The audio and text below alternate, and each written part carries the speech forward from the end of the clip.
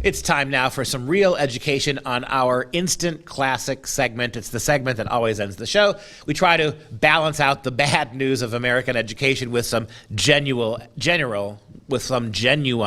education. And we've all week been talking about Vincent Van Gogh. He has been our prioritized artist of the week. And one of the reasons we pick him for this week is when you look around the culture, you see how much mental illness there is. You see how much chaos and confusion there is.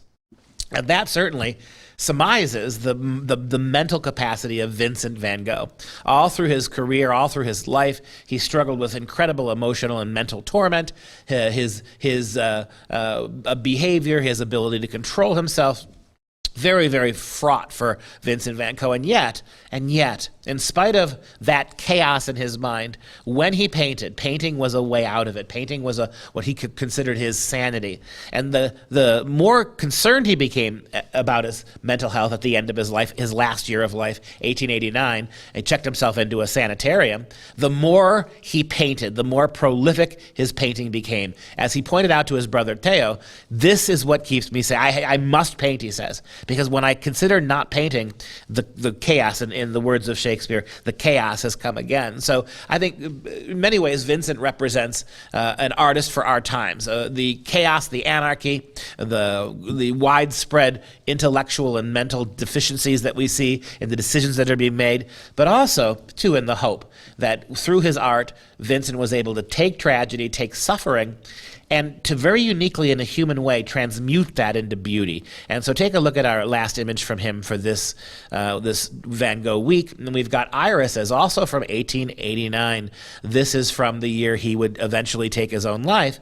And you can see just how mature now his process is, how his method, his post-impressionist way of painting has really grown. I mean, what you've got is a multi-layer painting here. You've got in the background what appear to be sunflowers, a trademark flower for Vincent Van Gogh. Beautiful pictures he has of those particular flowers.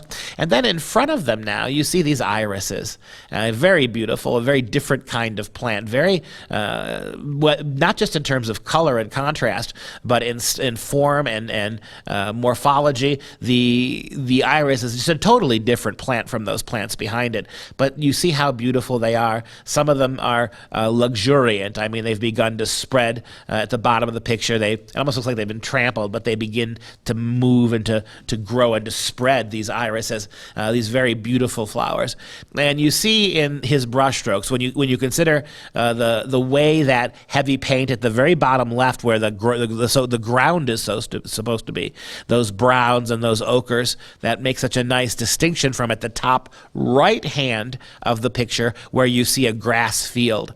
And so framing the irises and the sunflowers is both ground, fertile soil, and the beautiful, what we would consider almost prairie grass that you see growing there. I mean, this is a man who's in full control of his artistic powers, even as his mind slips closer and closer to suicide.